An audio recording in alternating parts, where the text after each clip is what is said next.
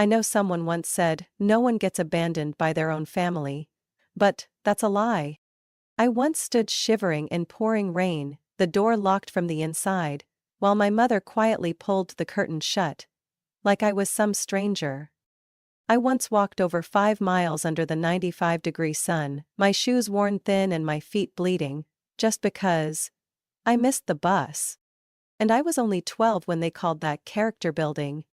If you think I grew up in a family, I'm sorry. It felt more like a cold training camp. I'm Alice, and this is the story of how my parents, Jason and Linda, taught me that love isn't for everyone under the same roof. When I was little, I thought all families were like that. That all parents stayed silent during dinner, only speaking to give orders or yell. That every mom set a timer when you cried, then said, "You get 3 minutes to be weak." That if a child wanted to be heard, they had to hold their breath so long their face turned purple before anyone might notice. My dad was a former soldier. My mom used to be a teacher, but after I was born, she quit her job and poured all her energy into training me to become someone who depends on no one. They called me their first experiment and always said that if I failed, I'd have no one to blame but myself. I still remember a winter night in Minnesota when I was just 9. I forgot to take the trash out on time. A small mistake. Or so I thought. But not my dad. He quietly opened the back door, dragged me outside by hand and said, "Stand here until you understand the value of responsibility." Then he closed the door, no coat, no shoes. It was around 34 degrees Fahrenheit. I trembled, my hands and feet numb, but the only thing I dared to do was stay silent. I stood there for nearly an hour, and when my mother finally opened the door, she just said, "Hopefully next time, you'll think twice before being useless." When I was 11, I overslept and missed the school bus. My mom refused to drive me, and my dad sneered. "You made the mistake, you deal with it."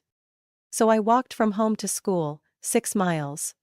I carried a backpack weighing nearly 20 pounds, my feet blistered, my back soaked in sweat. When I finally got to class, nearly 2 hours late, the teacher called my mom. She simply replied, "She needs to learn not to be dependent," and hung up. When I told my friends, they thought I was lying or being dramatic. Some even said, "Your parents are just strict." But it wasn't strict, it was cold.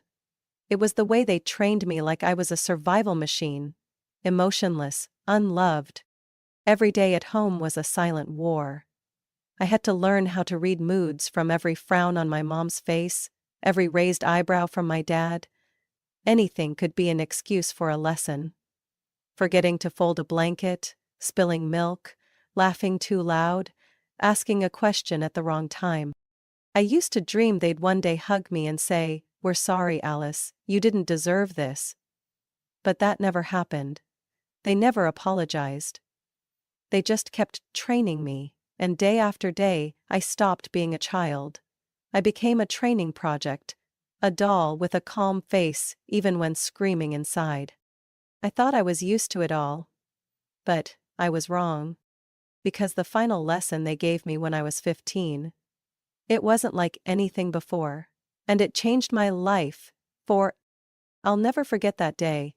The Florida sun was burning like it wanted to melt the world, and the smell of hot plastic from the car seat is still etched in my memory like an unhealed scar. I was sitting in the back seat, headphones in, half dizzy from the heat, while Jason and Linda, my parents, argued about something completely meaningless. Like always, I didn't care.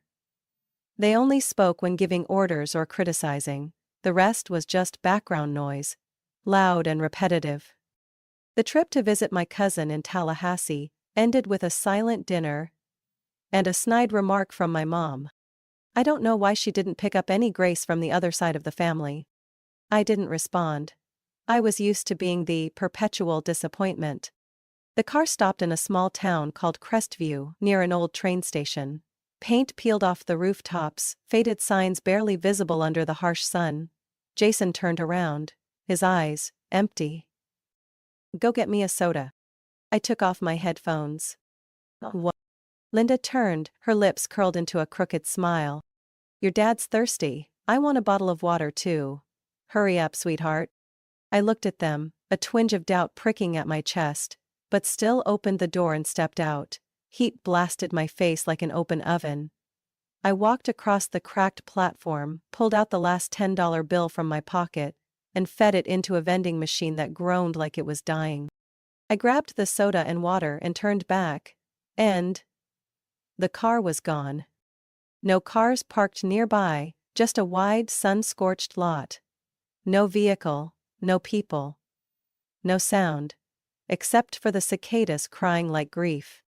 I stood frozen, the cold soda now useless in my hand, my heart pounded, my brain searching for any explanation. Maybe they just moved the car, maybe they went to get gas. My phone buzzed, a message. I opened it, and only read 4 lines before my whole body went cold, despite the blazing heat. Let's see how long it takes you to get home on your own. This is a test. Don't call Aunt Elaine. You need to learn how to face the world. Don't disappoint us. I froze. This wasn't a mistake. This wasn't a joke. They really left me. No suitcase, no wallet, no map, no one beside me. I called back. Straight to voicemail. Called again. Nothing. Panic crawled up my throat like a tightening rope. I texted back, only to get one more line. Don't make a mess of things, handle it yourself. I nearly threw up. I was only 16. No driver's license, no transportation. No plan. Rage began to rise beneath the layer of fear. I didn't cry. I didn't scream. I just stood there, crushing the water bottle in my hand until it crumpled, then took a deep breath. As if I could exhale the nightmare out of my chest. I checked my pockets. Some loose change? A phone with 27% battery? A crumpled paper map stuffed in the back of my backpack. Something I'd accidentally kept from last year's camping trip. I walked into the station where only one old man sat behind the counter looking half asleep. Is there a bus station nearby? I asked. My voice cracked with a lump in my throat. He raised an eyebrow and glanced out the window. About 2 miles left down the main road. But nothing's coming through until tomorrow afternoon. I nodded and turned away. My feet stepped onto the burning pavement, knees aching like they might give out, but I didn't stop. I didn't let the tears fall. Didn't scream that I'd been left behind like some kind of stray. I did the one thing they forbade me to do. I called Aunt Elaine. The only one in the family who ever looked at me with real kindness. Ellis, oh my God, what happened? Her voice startled through the second ring. They left me, I said, and for the first time in my life, my voice truly shook. She was silent for exactly 3 seconds. Then she spoke clearly. Stay right where you are, I'm coming. I sat down by the dusty roadside, staring out across the red dirt road. Back then, I didn't know my life had just taken a completely different path. And I would never go back. When Aunt Elaine arrived, I was curled up under the narrow shade of a utility pole. The hot wind sweeping across the pavement felt like a cruel reminder that I had nowhere left to go. Her old SUV tore into the lot like time itself was burning under the tires. She jumped out before I could say anything, wrapping me in the kind of hug that made it hard to breathe. Oh my God, my poor girl. Her voice trembled, arms clinging to me like she was afraid to let go. What the hell did they do to you? I didn't answer. I had no words strong enough to describe what happened. But I knew one thing. I wasn't going back. Ever. 3 days later, I stood in the tiny living room of her house in Gainesville, staring at the only suitcase I had, the one she'd bought for me, because I had nothing but an old backpack. I didn't cry. I didn't panic. But it felt like a massive void had opened up in my chest, and I had to fill it with something, anything, just to keep from being swallowed whole. What do you plan to do next? She asked, sitting beside me with a steaming mug of peppermint tea. I looked out the window. The sky was overcast, but no rain. Just like me, gray, but not breaking. You know I'm not going back, right? She nodded. I'm not going to push you to do anything. But if you stay here, you'll have to start from scratch. No Jason, no Linda, no more lesson plans. Just you. I nodded. For the first time, I felt like I had a choice. Not just being thrown into some script someone else wrote. Even if the road ahead was rough, at least it was mine. I got a job at a small cafe near the University of Florida, just waiting tables, but the owner was kind and didn't look at me like I was a broken kid. I worked from 5 a.m. to 2 p.m., then came home and studied for the GED at night. I wanted to reclaim the years of school I'd missed. I wanted to go to college. Not to prove anything to Jason or Linda, but to prove to myself that I could. Aunt Elaine helped me in every way she could. She wasn't rich, but she was rich in love, something I had never really experienced before.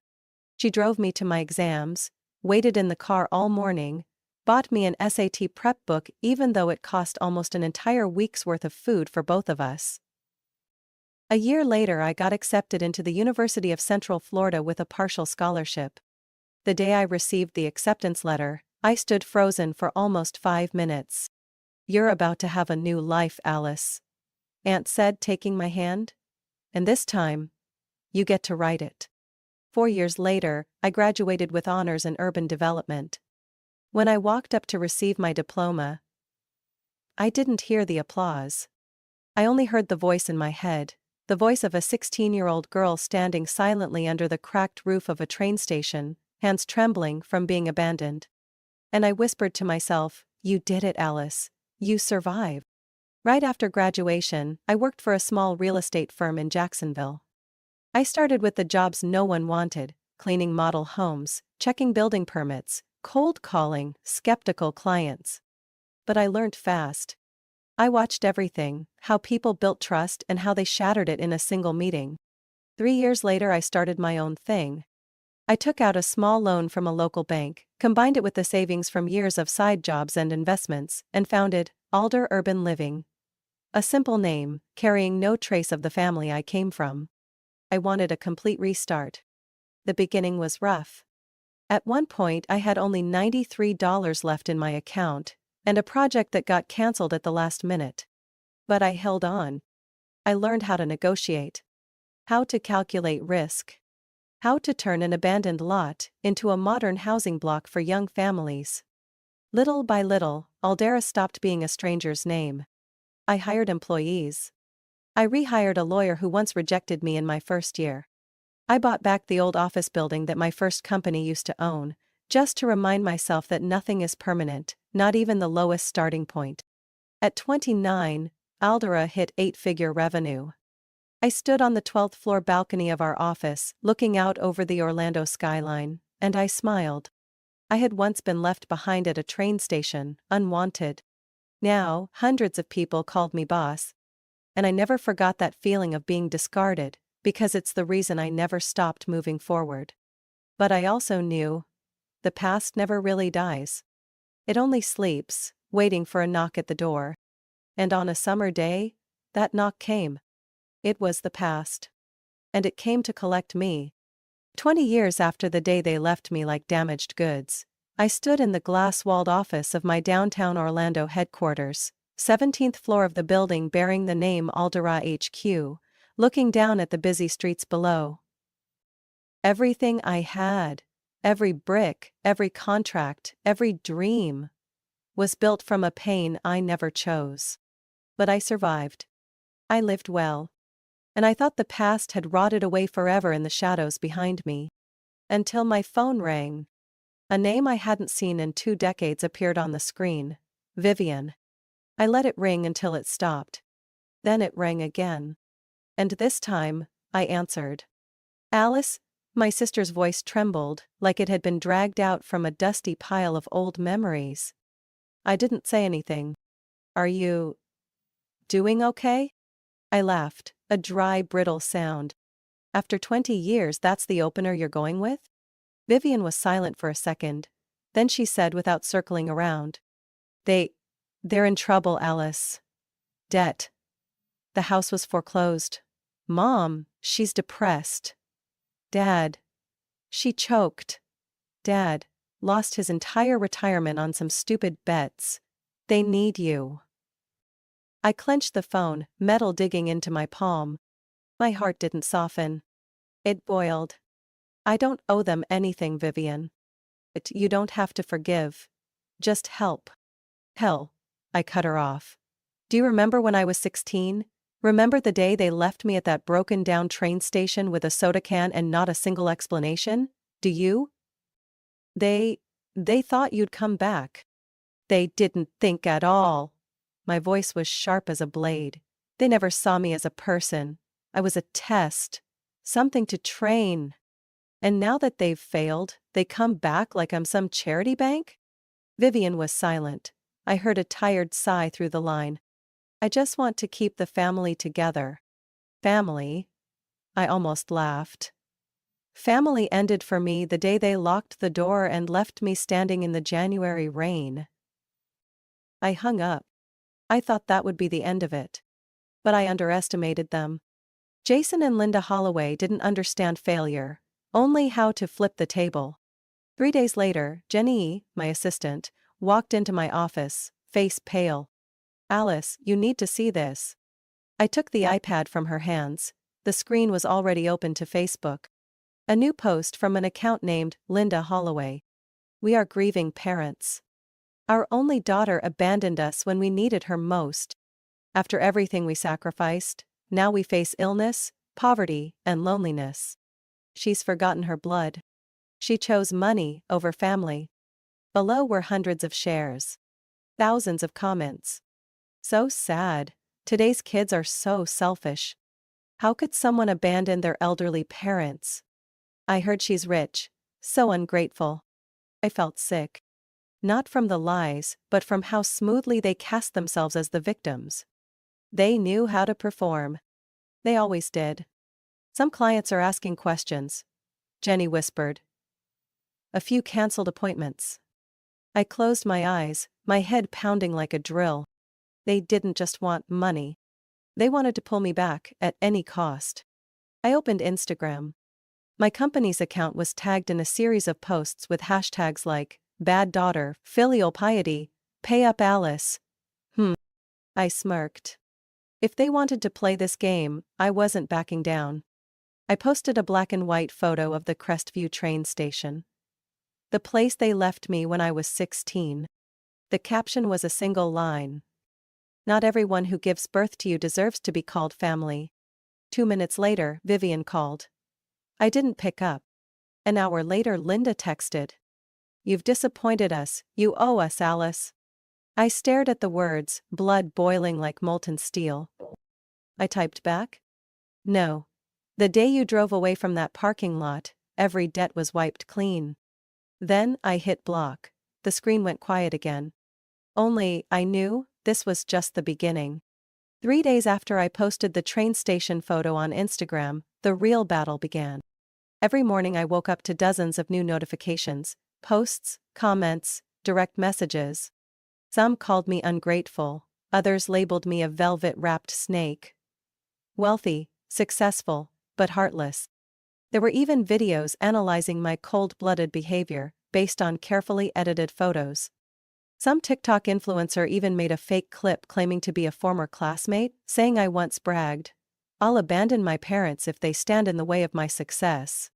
The media parasites began to swarm. I didn't care about strangers gossiping. But when my company's name started showing up in hashtags like, boycott all dairy, and, don't buy from the ungrateful, I knew it had crossed the line from personal to professional. Jenny walked into my office Monday morning, her face like she'd swallowed ice.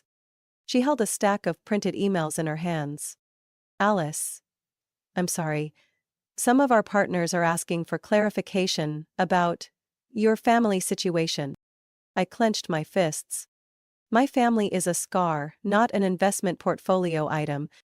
Jenny placed the printouts on my desk, hesitating. 3 major clients have just delayed signing. One of them messaged me directly. We don't want to be associated with someone being called unfilial in the media. I let out a bitter laugh. So now it's a story about being unfilial. Fantastic. I stood up and walked to the window, where Orlando stretched out like a moving painting. The buildings I helped design. The corners I once dreamed of transforming. Now it all felt like it could collapse under one well-crafted lie, and a crowd eager to point fingers. That's when my phone rang. Caller, Dominic Hayes, one of Aldera's biggest investors. I answered. Dominic? Ellis, I'll be blunt. What's happening online, it's not good for the company's image. I sighed. What, you want me to go live and cry because I didn't send money to the people who once left me at a train station?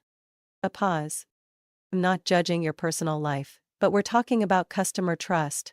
Is there any way to ease this? No. Then you need to be ready for consequences. I hung up. An hour later, a new post from Jason Holloway appeared. A photo of the two of them sitting in a dim, run-down room, eyes cast to the floor. We never meant to hurt her. Everything we taught her was to make her strong. And now, in our old age, she turns her back on us as if we never existed. Over 12,000 shares. A wave of fake sentiment came crashing in. If it were me, I couldn't live with that kind of guilt. How can someone be so rich, yet so poor in heart? Parents aren't perfect, but no one deserves to be abandoned. I wanted to smash the screen. But instead I opened an old folder on my computer. Photos of the train station that day. Emails from the lawyer I'd contacted when I reported being abandoned. Audio files of Aunt Elaine's testimony used for temporary guardianship paperwork. I'd kept everything, not out of hate, but because I knew they'd come back. And now they had. An emergency meeting was held that afternoon. I sat at the head of the table, facing the PR team, 2 senior managers, and our in-house attorney. No one spoke until Mike, our communications director, finally did. We advise against a public response. The more you engage, the more the media latches on. I shook my head.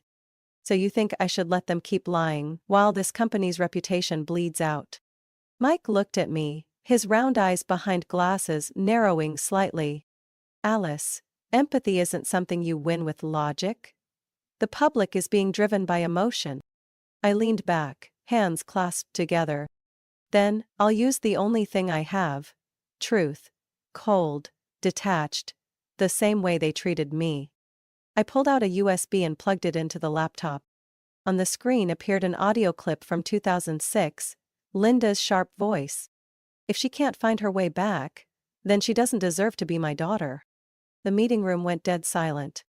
I'm going to make everything public, people deserve to know, but this time, not through their lens. I stood up. They want psychological warfare? Then let me show them what it really looks like. That night, I opened my personal laptop and wrote a post. When I was 16, my parents left me at a train station. Not because it was a mistake, but because they wanted to see how I'd manage on my own. They didn't look for me for 20 years. But when I became successful, they came back. And when I said no, they created a heartbreaking tale about being abandoned. This is the first and only time I'll speak publicly. I'm not ungrateful. I'm just surviving. I hit post. Then I sat in the dark office, waiting for the second storm to hit. I was ready. Less than an hour after the post went up, my phone on the desk started lighting up non-stop like it was under attack. Notifications, messages, emails, missed calls. I sat still in the dark office, lit only by the glow of the laptop screen, like a spotlight aimed straight at someone who just stepped out from backstage. The post wasn't a slap, it was a dissection, cold and precise. Every sentence cut straight through the fake narrative Jason and Linda had spent so long crafting. I attached screenshots of old messages. The one from the day they left me at the train station. Handle it yourself, this is a maturity lesson. I posted the audio recording of my mother scoffing while talking on the phone, her voice clear. I don't need to raise her anymore, let the world teach her. I included the scanned file of my temporary guardianship documents. When Aunt Elaine took me in while my biological parents ignored my calls in the middle of a stormy night. I didn't curse. I didn't beg. I didn't use clickbait words. I just laid out the truth, raw and unapologetic. And the public began to shift. The first comment that made me stop came from a woman named Michelle. I believed her parents' post. I'm a mother too. But after reading what you shared, I'm horrified. No one deserves to be treated like that. Then came others. I was left at a supermarket when I was 10. Just because my mom was mad. I know that feeling. If you survived that kind of upbringing, you're the strongest person I've ever seen. You're not ungrateful. You're living proof of surviving emotional abuse. By noon the next day, my post had over 3 million views. News sites started picking it up. CEO claps back with brutal truth. The truth behind the ungrateful daughter story that broke the internet. The woman who exposed her toxic parents and got the whole community behind her. I walked into the office the next morning like someone returning from war. And I wasn't walking alone. The employees who once stayed silent out of caution now greeted me with looks of quiet respect. Mike, the communications director, nodded slightly. I was wrong, your response, perfect timing. I looked around the meeting room. The same room where they had advised me to stay quiet, to endure, to wait for the storm to pass. They wanted to make me the villain in my own story, I said. Now they've lost control of the narrative. That night, Jason and Linda responded with another video, but this time, it all unraveled fast. They sat in the living room, Jason pretending to sob while Linda repeated a line like she had memorized it. We just wanted our daughter to understand that we sacrificed so much. But the clip, barely 2 minutes long, was dissected frame by internet users. Inconsistent facial expressions. Fake tears. Newly installed living room lights, proving they weren't nearly as poor as they claimed. The comments were no longer sympathetic. They were furious. Shameful. Using their own child to fish for pity. Not every parent deserves forgiveness. I used to hate Alice, now I just want to hug her. On Friday morning, Dominic Hayes called again. His tone was completely different. I want to apologize, Alice. I didn't believe you from the beginning. You don't need to apologize, I replied, cold as ice. But from now on, remember. Silence is also choosing a side. I hung up. I sat back in my chair and closed my eyes. 15 years of building trust with the world, and a single lie almost burned it all down. But I held firm. And this time, no one could rewrite the truth. 3 days later, a reporter from The Atlantic sent me an interview request. The topic: the journey of an abandoned child and her public stand against emotional abuse in the family. I took a few seconds to think. Then I typed back. I'm ready. But this time we tell the story the right way. No tears, no sugarcoating. Just the truth. I hit send, and for the first time in years, I felt a weight lift off my shoulders. No more fear. No more inner conflict. I had reclaimed my voice. Less than an hour after my post went live, my phone on the desk lit up like it was under siege. Notifications. Messages. Emails. Missed calls. I sat motionless in the dark office, lit only by the glow of the laptop screen. Like a spotlight shining down on someone who had just stepped out from backstage. The post wasn't a slap. It was a cold dissection. Every sentence was a precise incision into the fake narrative Jason and Linda had so carefully constructed. I attached screenshots of old messages, the one from the day they left me at the station. Handle it yourself, this is a life lesson. I posted the audio recording of my mother sneering as she spoke on the phone with someone. Her voice clear. I don't need to raise her anymore, let life teach her. I included the scanned temporary guardianship papers from when Aunt Elaine took me in, while my biological parents refused to answer my calls during a stormy night. I didn't curse. I didn't beg. I didn't use sensational language. I just presented the truth, bare and unapologetic. And public opinion began to shift. The first comment that made me pause came from a woman named Michelle P. I believed her parents' posts. I'm a mother too.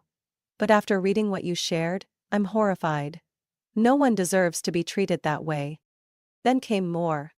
I was left behind at a grocery store when I was 10, just because my mom was mad. I know how that feels. If you survived that kind of parenting, you're the strongest person I've ever seen. You're not ungrateful, you're living proof of surviving emotional abuse. By noon the next day, my post had over 3 million views. News outlets began picking it up. CEO fights back with powerful truth. The reality behind the ungrateful daughter viral story. The woman who exposed her toxic parents and gained a movement of support. I walked into the office the next morning like someone returning from battle. And I wasn't walking alone. The employees who once stayed silent out of fear now greeted me with respectful eyes. Mike, the communications director, gave me a small nod. I was wrong, the way you fought back, it was perfect timing. I looked around the conference room. The same place where, just yesterday, they advised me to stay silent, be patient, and wait for the storm to pass. They once tried to make me the villain in my own story, I said. Now they no longer control the narrative. That night, Jason and Linda responded with another video, but this time, it all unraveled quickly. They sat in the living room, Jason faking sobs while Linda repeated a line like she'd memorized it. We just wanted our daughter to understand how much we sacrificed. But the clip, barely 2 minutes long, was dissected by the internet, frame by frame. Inconsistent expressions. Fake tears. Newly installed living room lights, proving they weren't nearly as poor as they claimed. The comments weren't sympathetic anymore. They were angry. Shameful. Using your own child to beg for pity. Not all parents deserve forgiveness. I used to hate Alice. Now I want to hug her. Friday morning, Dominic Hayes called again. His voice was completely different. I want to apologize, Alice. I didn't believe you from the start. You don't need to apologize, I answered coldly. But from now on, remember, silence is also taking a side. I hung up. I sat back down and closed my eyes. 15 years of building trust with the world, and one lie, almost burned it all down. But I held my ground. And this time, no one could rewrite the truth. 3 days later, a journalist from The Atlantic sent me an interview request. Topic: The journey of an abandoned child and the public stand against emotional abuse in the family. I paused for a few seconds. Then I typed, I'm ready. But this time, we tell the story the right way. No tears, no sugarcoating. Just the truth. I hit send, and for the first time in years, I felt something lift off my shoulders. No more fear. No more guilt. I had taken back my voice. I was reviewing the final design plans for the Riverstone residential project when Jenny pushed the door open, holding a thick, cream-colored envelope, sealed with the stamp of an express courier. Alice, this came for you, priority delivery. Nina's voice was tight as a string. I saw the sender's name clearly printed in the top left corner. Holloway and Brooks, attorneys at law. I already knew. I had been waiting. I opened the envelope with deliberate slowness, as if I could delay whatever was about to appear. The first page embossed my name, Alice Holloway, at the top, followed by a bold, cold, shameless heading. Official Notice of Lawsuit. Based on the Filial Responsibility Law Section 7, Clause 11 of the Pennsylvania Civil Code. I froze. I had never felt so disgusted by a legal document in my life. My parents were suing me. Suing me, the daughter they abandoned at a train station when I was 16, the person they hadn't contacted for 2 decades. For failing to provide financial support in their old age. I exhaled slowly, the rage rising quietly in my chest like a fire smoldering beneath ash. Jenny, call David, now. I need to see him within 30 minutes. David Rhodes, my lead attorney, sat across from me, the copy of the lawsuit spread out in front of him like a rotten joke. Legally speaking, Alice, Florida doesn't have a strict filial responsibility statute, but if they filed for temporary residence in Pennsylvania or pushed this at the federal level, it could be messy. I folded my arms, eyes fixed on the page. Messy? They're trying to use the law to chain me to people who threw me away like garbage. They don't want money, they want control. David nodded slowly. They think you'll be scared. Afraid of litigation, afraid of the media, afraid of the shame. And if you pay, just once. They'll have their hands around your neck forever. I smirked. Then they picked the wrong person. That night, my phone rang. An unknown number. I answered. Linda's voice came through, sweet as syrup but laced with venom. Alice, I just want to have a calm conversation. If you agree to support us financially, we can avoid unnecessary trouble. I cut her off, every word sharp as a blade. No. Do you have any idea how much we're suffering? Her voice suddenly rose. We're losing our home, our insurance, our... Lost your dignity a long time ago, I growled. And now you want to play the good parent? Linda went silent for exactly 2 seconds. Then her tone shifted. If you fight this lawsuit, we'll take everything to the press. You really want your image tied to a filial piety case, don't you? I laughed. A cold, piercing sound that made her go quiet on the other end. Go public. Share it all. Let the world see how biological parents can abandon their child at a train station and come back 20 years later demanding money, like debt collectors. I hung up. And I didn't shake. Not even a little. The next morning I summoned legal, communications and investor relations teams. On the table was the detailed legal response I had prepared with David. Alice Holloway denies any financial obligation under the Filial Responsibility Statute, due to complete absence of care or support from the parents, over more than 2 decades. Etched, evidence of abandonment. Text messages. Medical records, documenting psychological trauma. And temporary guardianship, by Aunt Elaine. I ended the meeting with one line. They chose to fight with the law, then I'll show them what it looks like to fight with justice. That night, I posted my next statement, attaching the lawsuit.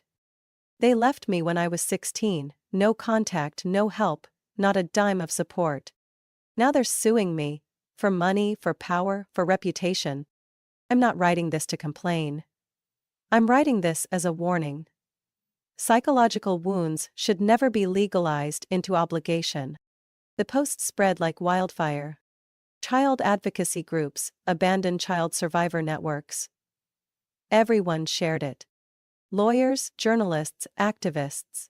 All stood behind me. A new hashtag emerged. In01, trending nationwide. 3 days later, David messaged me. Their lawyers are proposing a settlement. They're starting to feel public pressure.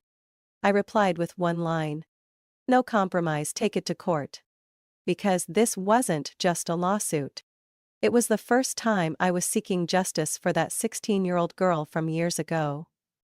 Monday, 9 a.m.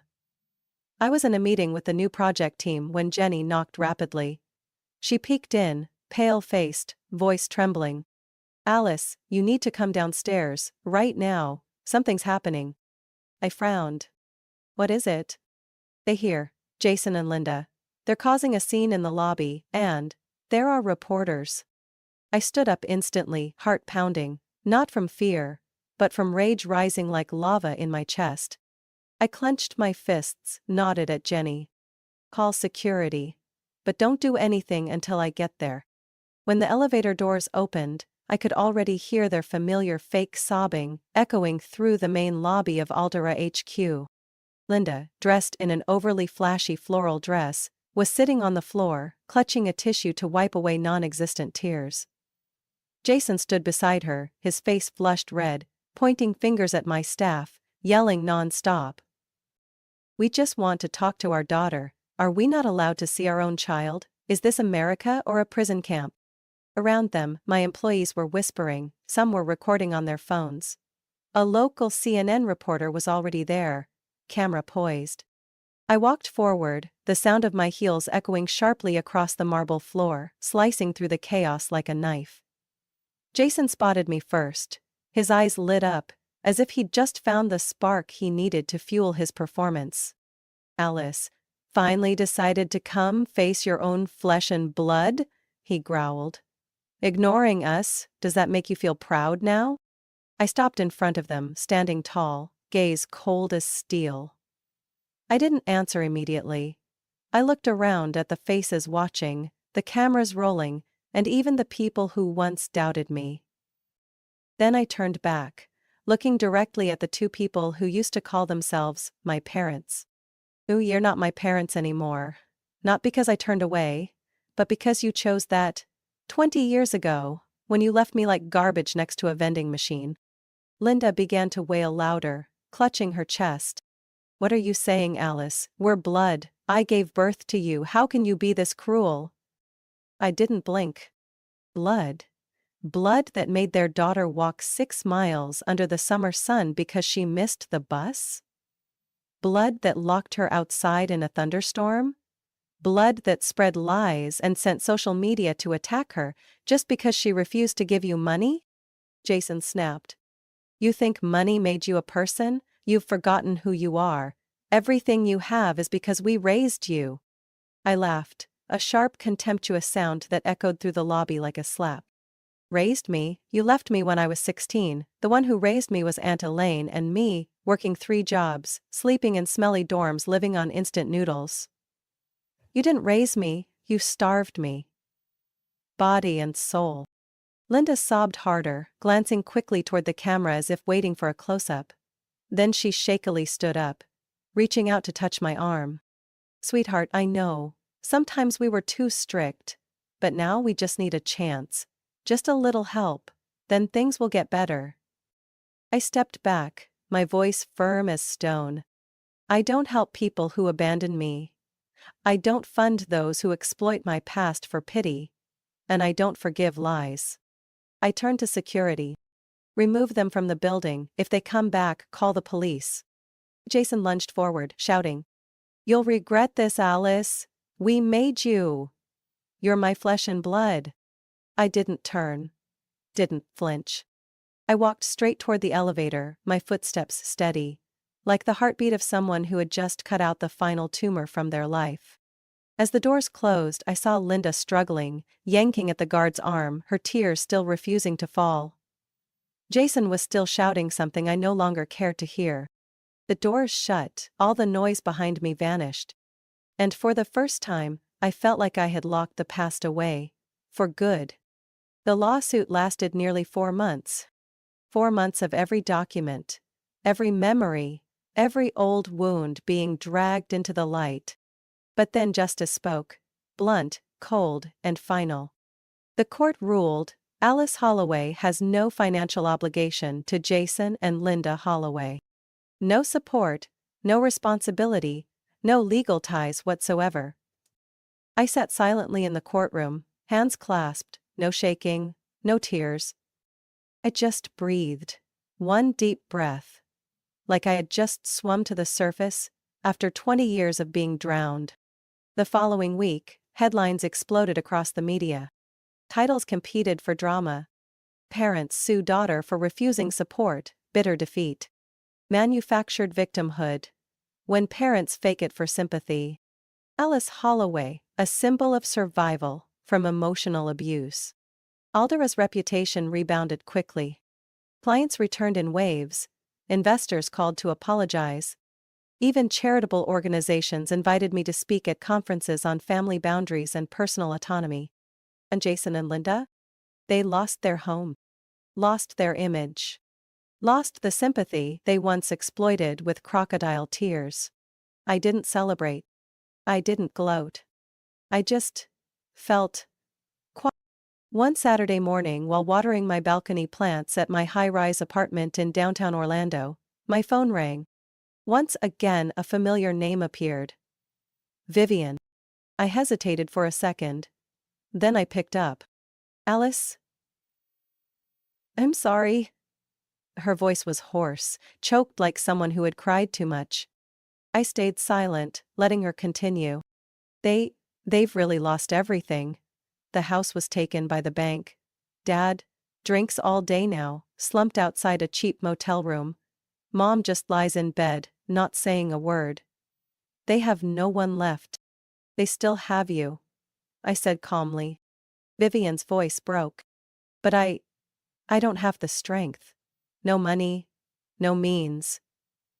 Alice, if you could, just a little help. A small room, some living expenses.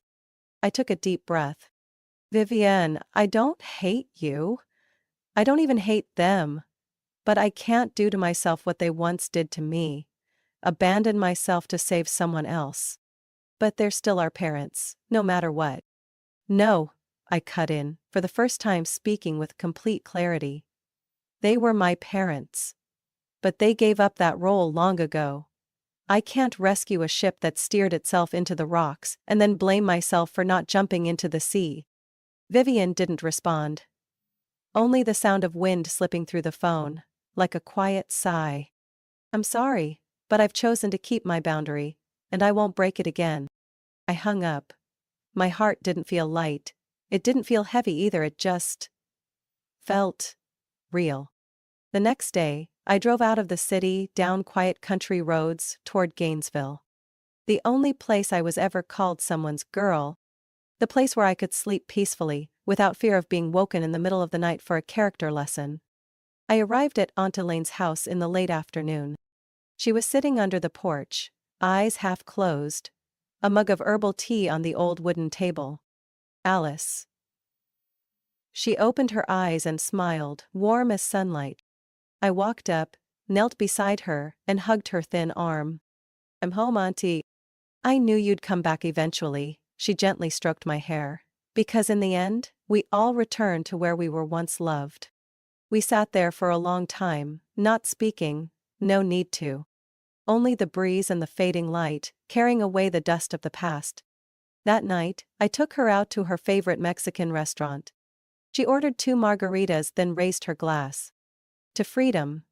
And to my girl, who learned how to choose herself without asking for permission. I clinked my glass with hers, a soft smile on my lips.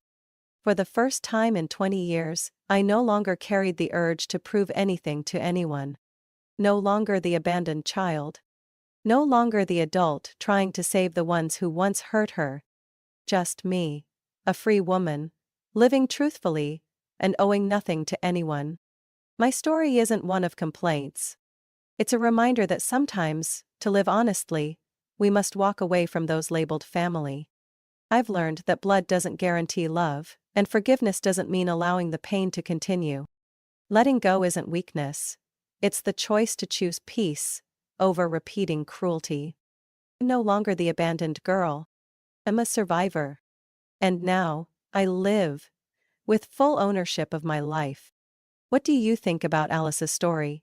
Should boundaries within family be upheld even if it comes at a cost? Share your thoughts below. And don't forget to follow the channel for more heartfelt stories about family and life.